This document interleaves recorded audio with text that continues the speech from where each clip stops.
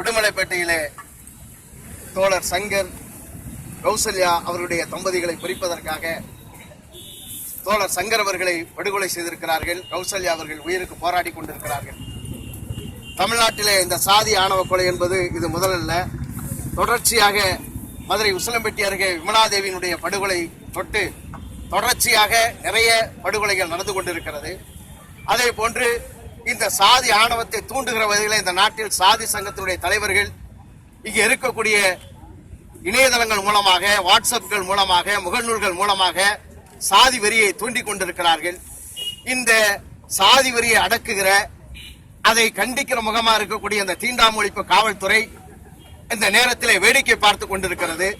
சாதி மறுப்பு திருமணம் செய்த தம்பதியர்களை படுகொலை செய்வதை நீண்டு கொண்டிருக்கிறது. அதை தடுப்பதற்கு இந்த தீண்டாமை ஒழிப்பு காவல்துறையால் அங்கே நடவடிக்கை எடுக்க முடியவில்லை.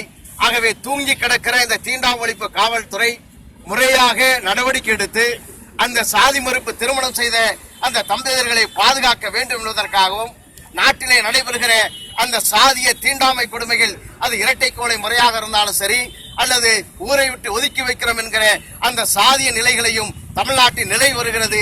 அதை வேடிக்கை பார்த்துக் கொண்டிருக்கிற இந்த தீண்டாமை காவல் நிலையத்தை செயல்பட வைக்க வேண்டும் என்பதற்காக இன்றைய தினத்திலே தலைவர் குளத்தூர் மணி அவர்கள் தலைமையில் இயங்கக்கூடிய திராவிடர் விடுதலை கழகம் இன்றைய தினத்திலே இந்த முற்றுகை போராட்டத்தை நடத்துகிறது.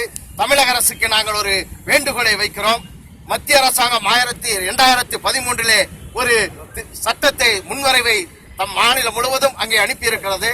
அது என்ன சொல்லுகிறது என்று சொன்னால், இந்த நாட்டில் சாதி மறுப்பு திருமணம் செய்தவர்களை பாதுகாக்க வேண்டும் என்கிற அடிப்படையில் சாதி மறுப்பு திருமணம் செய்தவர் திருமண தலையீட்டு தடை சட்டம் என்கிற ஒரு தடை சட்டத்தை கொண்டு வந்து இங்க இருக்கக்கூடிய அனைத்து மாநிலத்தினுடைய முதல்வர்களுக்கும் அனுப்பி ஒரு ஆலோசனையை கேட்டிருக்கிறது.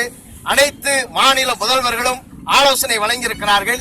ஆனால் தமிழ்நாட்டில் இருக்கக்கூடிய இந்த பார்ப்பன அரசாங்கம் மட்டும் அந்த சட்டத்திற்குண்டான அந்த ஆலோசனை வழங்காமல் அங்கே கிடப்பிலே போட்டிருக்கிறார்கள். அந்த சட்டம் சொல்லுகிறது, சாதி மறுப்பு திருமணம் செய்யக்கூடிய அந்த தம்பதிகளை பிரிக்கும் நோக்கத்தோடு அவர்கள் கூடி பேசினாலே தண்டனை உண்டு என்று அந்த சட்டம் சொல்லுகிறது. அந்த சட்டத்தை உடனடியாக நிறைவேற்ற வேண்டும். எதற்கெடுத்தாலும் 110 விதியின் கீழாக அமுல்படுத்துகிற இந்த தமிழக அரசு இந்த சட்டத்தை உடனடியாக சிறப்பு சட்டமாக இங்கே நடைமுறைப்படுத்த வேண்டும் என்று கேட்கிறோம். அதே போன்று சங்கர் கௌசல்யா அவருடைய அந்த படுகொலைக்கு காரணமான குற்றவாளிகள் கைது செய்யப்பட்டிருந்தாலும் மூளையாக செயல்பட்ட அந்த மூலவர்களை கைது செய்ய